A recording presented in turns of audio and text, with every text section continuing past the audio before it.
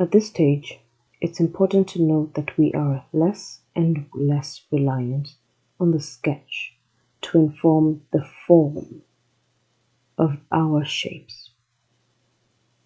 We no longer need the sketch to differentiate between our objects.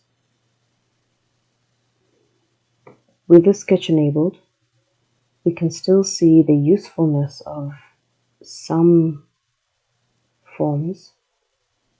We can still see the usefulness of some boundaries, some detail, which means that we do need to add yet more and more detail here and there, but we are steadily reading the visibility of each and every other form. It's at this stage that we can begin to add our clouds. Here I've got my resource image, as I do,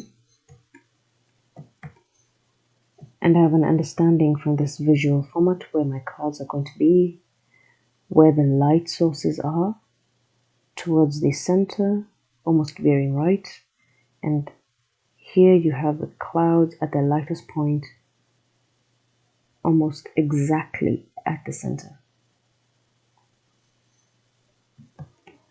To create clouds, you would proceed in the same manner as you did with the sky. You would be using a layer mask. So I'll go ahead and create a new layer mask and call this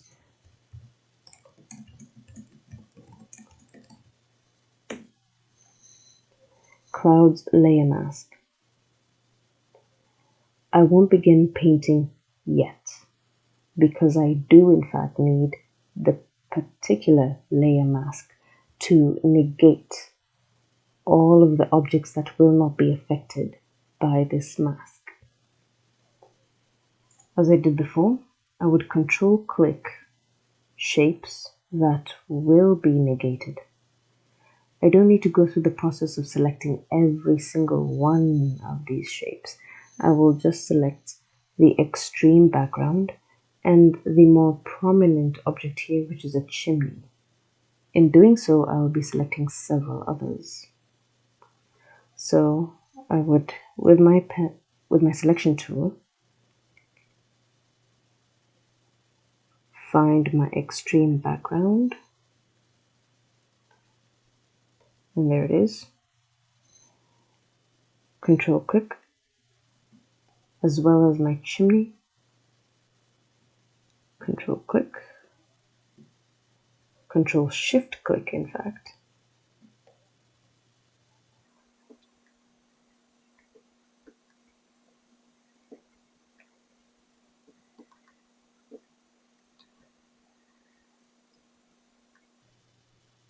And then Alt click my clouds mask.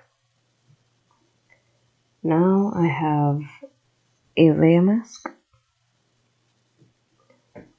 that has my chimney included and my extreme background. So all of the objects within the extreme background and even the objects that are in the extreme foreground towards the foreground, those are going to be clipped by this layer mask. For the cloud, I will not be using a soft brush. I will be using one of my speed brush resources. You have clouds 1, 2, all the way up to 6. And each one has a different shape and different properties. So please be aware when you are using a particular cloud brush of its properties and its shape. Different spacing, different direction, different transfer properties. All of these differ. So please be selective.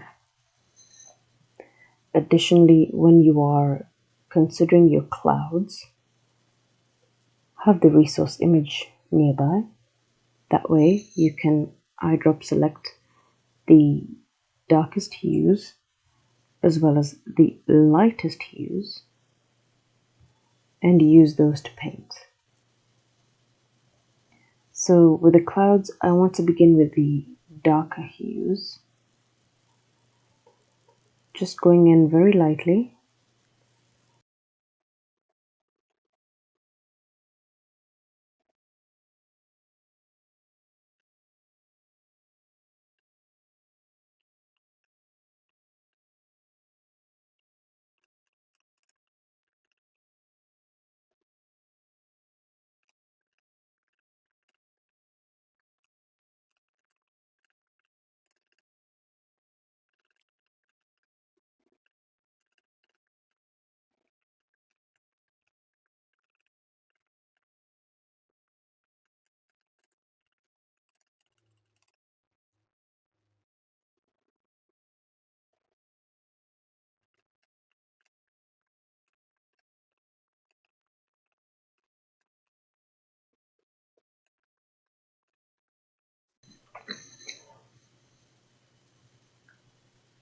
My understanding of clouds is that the closer these clouds are to the viewer, the darker they are at their base.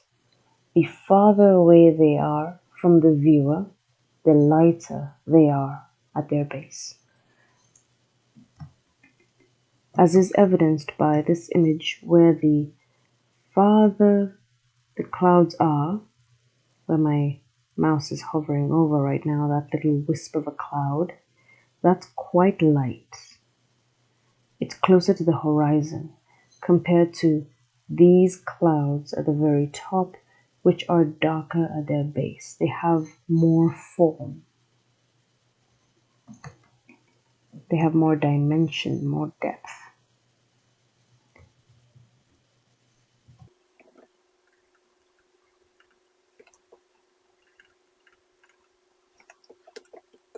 This is a good beginning for your clouds.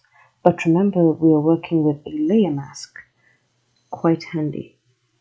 So when we click Alt onto that particular mask, and then we use the white brush to add on some influence,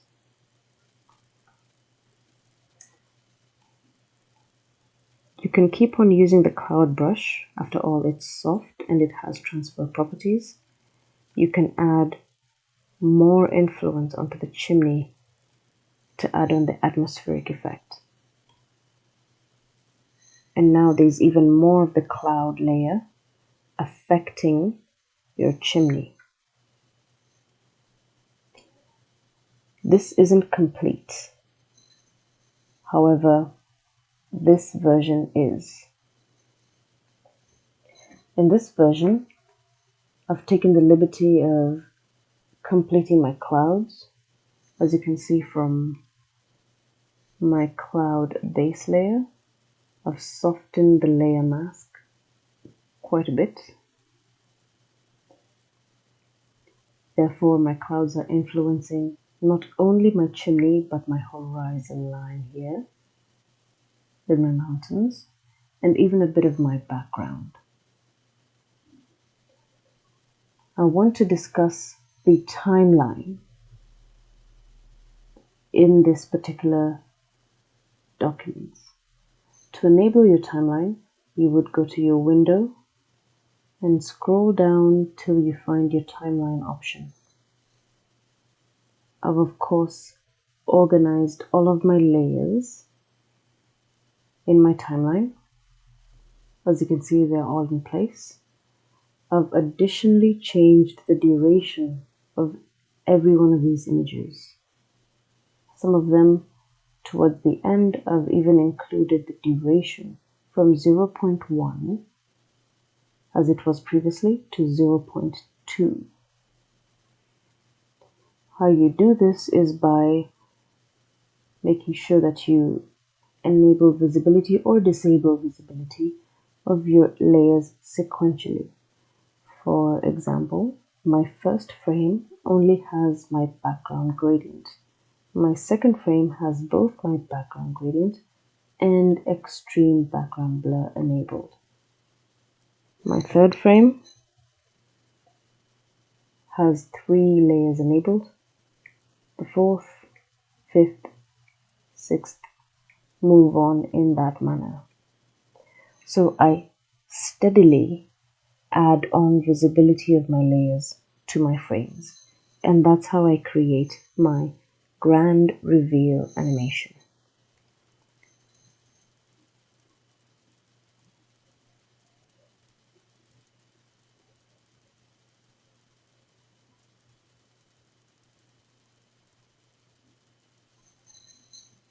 So playing it back, I have a build up or a making of from the very base gradient layer all the way through to the details. When I want to export this animation, I would go to File, Export, Save for Web, Legacy. It takes a little bit to load, but eventually I have this window pop up. Save for Web. Let me expand this. Fit in view.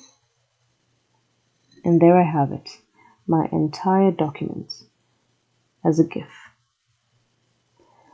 GIFs, by their nature, lower quality of the image. GIFs are in fact designed for low quality images. So they're not ideal for revealing the painting unless you change some of these settings. Right now the preset has options of dithering or not dithering at different bit rates. If you were to choose GIF 128 dithered, you get a different kind of quality image. And then you would choose the one that works the best for you, for your image. Not all of these options work well, and some of them do, for example, the JPEG high. However, this is not really a GIF image.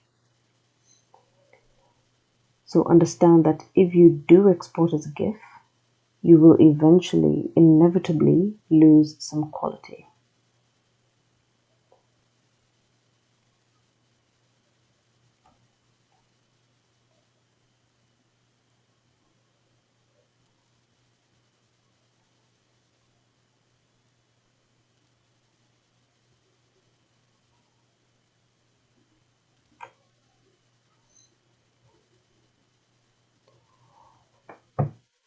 I've found that these settings work well for me,